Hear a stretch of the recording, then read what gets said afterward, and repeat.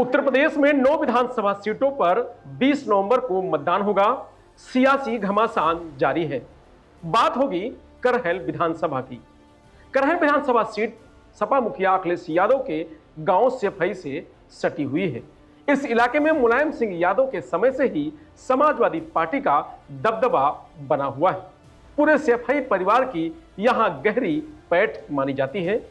इस सीट पर वर्ष 1993 से 2022 तक हुए 7 विधानसभा चुनावों में 6 बार समाजवादी पार्टी जीती है, जबकि बीजेपी केवल एक बार वर्ष 2002 में जीत हासिल कर पाई है। उपचुनाव के घमासान में अपना गढ़ बचाने के लिए समाजवादी पार्टी जातीय बिसात बिछा रही है। यादव मतदाताओं की बहुलता वाली करहल विधानसभा सीट पर सपा बीते 4 चुनावों से अजेय है। इस बार चुनौती बीजेपी और उसके प्रत्याशी अनुजेश यादव से मिल रही है। चुनौती के कारण पार्टी कोई जोखिम उठाने को तैयार नहीं है। अनुजेश यादव सेफई परिवार के रिश्तेदार हैं। उनकी मां 2 बार समाजवादी पार्टी से विधायक रह चुकी हैं। करहल के एक बड़े इलाके में उनका प्रभाव माना जाता है।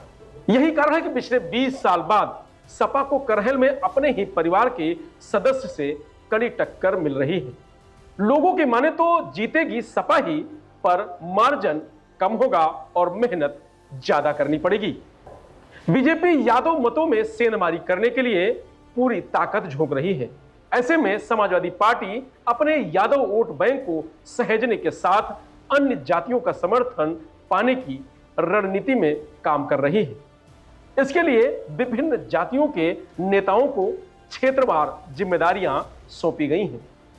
कई नेताओं के लगातार दौरे करने की योजना भी बनाई गई है।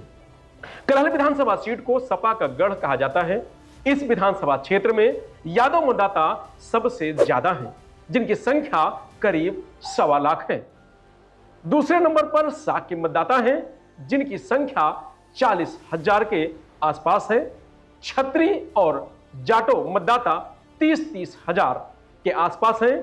पाल धनगर मतदाताओं की संख्या 25 से 30 हजार के बीच है। ब्राह्मण और मुसलमान मतदाता 15-15 हजार बताए जाते हैं। कठेरिया समाज और लोधी समाज के मतदाता 18-18 हजार के आसपास बताए जाते हैं। अनुजेश की मां उर्मिला यादव 2 बार विधायक रह चुकी हैं और इस चुनाव में अपने बेटे और बीजेपी उम्मीदवार अनुजेश के लिए कोई कोर कसर नहीं छोड़ना चाहती हैं।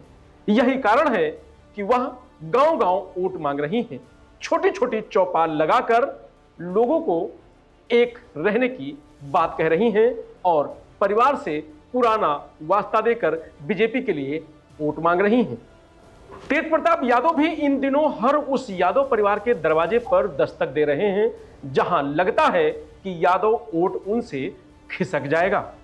करहल के इस चुनाव में इस बार लड़ाई यादव वोटों पर आकर टिक गई है। अमूमन हर बार यादव वोट बैंक एक तरफा समाजवादी पार्टी को जाता रहा है और यही उसकी जीत की वजह भी रही है। लेकिन इस बार इस यादव वोट बैंक में सेंध लगाने की असली लड़ाई 2002 में जब बीजेपी इस सीट को जीती थी, तब भी बीजेपी के यादव उम्मीदवार सोबरन सिंह ही जीत पाए थे। बीजेपी इस बार यादवों के अलावा सभी गैर यादव ओबीसी वोटों को अपने साथ रखने की जद्दोजहद में जुटी हुई है। यादव बाहुल इलाकों में अभी अखिलेश यादव का वही जलवा बरकरार है, तो ओबीसी और सवर्ण बिरादरियों में बीजेपी के लिए जोर दिखाई दे रहा है। बहुजन समाज पार्टी ने साक के उम्मीदवार पर दांव लगाया है। बीएसपी को जाटों और साक की बिरादरी का एक धड़ा वोट कर सकता है, लेकिन यह जीत के लिए काफी नहीं है।